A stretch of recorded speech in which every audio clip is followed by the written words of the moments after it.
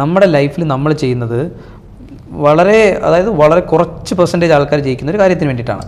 അതിനുവേണ്ടി നമ്മൾ പ്രിപ്പയർ ചെയ്യുക, അതാണ് ആദ്യം നമ്മൾ മനസ്സിലാക്കേണ്ടത്. അതിപ്പോൾ ഏത് വിഷയത്തിലാണെങ്കിൽ നമുക്ക് ചിലപ്പോൾ ജയിക്കാം, ചിലപ്പോൾ തോക്കാം. അത് നമ്മുടെ സൊസൈറ്റി തന്നെ ബിൽഡ് ചെയ്തൊരു കാര്യം. നമ്മളെ തോൽവികളെ ആഘോഷിക്കുന്നുണ്ട് എവിടെയെങ്കിലും, അല്ലെങ്കിൽ സ്കൂളുകളിൽ തന്നെ ഇതായിട്ട് ക്രിറ്റിസൈസായിട്ട് പറയുന്നില്ല. നമ്മൾ ഒരിടത്തും തോൽവികളിൽ നിന്ന് എങ്ങനെ മുമ്പിലേക്ക് വരണമെന്ന് ആരും പഠിപ്പിക്കുന്നില്ല. സക്സസ് സെലിബ്രേറ്റ് ചെയ്യുന്നുണ്ട് എല്ലാവരും. പക്ഷേ തോറ്റ ആൾക്കാരുടെ എക്സ്പീരിയൻസ് ആണ് ഏറ്റവും വലുത്, അല്ലേ? പലതവണ തോറ്റ ആൾക്കാരാണ് ജയിച്ചിട്ടുള്ളത്. അപ്പോൾ ഞാൻ പറയുന്നത് ഈ തോൽവികളെ അക്സെപ്റ്റ് ചെയ്യാൻ പഠിക്കുക എന്നുള്ളതാണ് ആദ്യം. ഒരു തവണ തോറ്റാലും കുഴപ്പമില്ല, അടുത്തും പറ്റുമെന്നുള്ള ചിന്തയാണ് വരേണ്ടത്. 2 തവണ തോറ്റു കഴിഞ്ഞാൽ ഈ 2 തവണ തോറ്റത് എന്താണെന്ന് മനസ്സിലാക്കേണ്ട ഒരു ആറ്റിറ്റ്യൂഡാണ് വരേണ്ടത്. അതാണ് നമ്മൾ ബിൽഡ് ചെയ്യേണ്ടത്. അത് ബിൽഡ് ചെയ്ത് കഴിഞ്ഞാൽ കുഴപ്പമില്ല. ഞാനും ഇതേ സെയിം ഇഷ്യൂ അനുഭവിച്ചാണ്. ആദ്യം തോറ്റു, ഫിനാൻഷ്യൽ ബാക്ക്ഗ്രൗണ്ട് ഭയങ്കര മോശമാണ്, വീട്ടിൽ അച്ഛൻ പിന്നെയും കൂലിപ്പണിക്ക് പോയിക്കൊണ്ടിരിക്കുന്നു, അവരെ അവരെ ജോലിക്ക് വിടുന്നത് മോശമാണ്. പല ആൾക്കാർ എന്നോട് ചോദിച്ചു. അറ്റ് ദ സെയിം ടൈം എനിക്ക് PSC ജോലി ഇട്ടിട്ട് ഞാൻ പോയതുമില്ല. അപ്പോൾ മനസ്സിലാക്കേണ്ടത് നമ്മുടെ ആസ്പിറേഷൻ എപ്പോഴും നമ്മുടെ മനസ്സിലാണ്. അത് ചിലപ്പോൾ സൊസൈറ്റിക്ക് അറിയണമെന്നില്ല.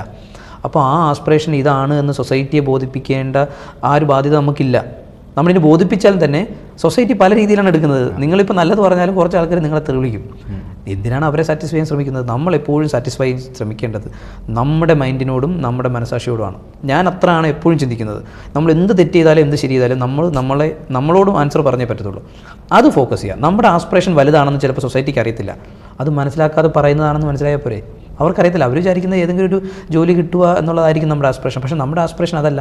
എന്നോട് ജോലി കിട്ടിയിട്ട് പോകാതിരുന്നപ്പോൾ എനിക്ക് മെൻ്റലാണെന്നൊക്കെ പറഞ്ഞിട്ടുണ്ട് കുറേ ആൾക്കാർ. പിന്നെ സൊസൈറ്റി ഫാമിലിക്ക് പ്രഷർ കൊടുക്കും. ഇവന് ജോലിയൊന്നും കിട്ടിയിട്ട് പോകുന്നില്ല, നിങ്ങൾ ജോലിക്ക് വിടുന്നുണ്ടല്ലോ, എന്താ അങ്ങനെയൊക്കെ ചിന്തിക്കുന്നത് എന്നൊക്കെയുള്ള രീതിയിൽ. പക്ഷേ മനസ്സിലാക്കേണ്ടത് പാരൻസിനാണ് ഞാൻ പറയുന്നത്.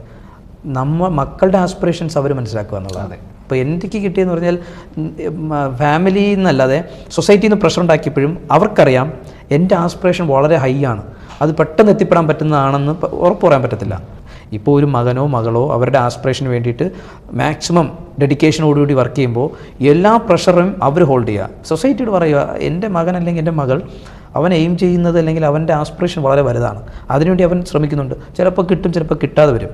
അത് റിസൾട്ട് നമ്മൾ നോക്കുന്നില്ല. പക്ഷേ ആ ആസ്പിറേഷന് വേണ്ടി ശ്രമിക്കുന്നൊരു മൈൻഡില്ലേ, ആ മൈൻഡിനെ നമ്മൾ മനസ്സിലാക്കുക എന്നുള്ളതാണ് പാരൻസ് ചെയ്യേണ്ടത്.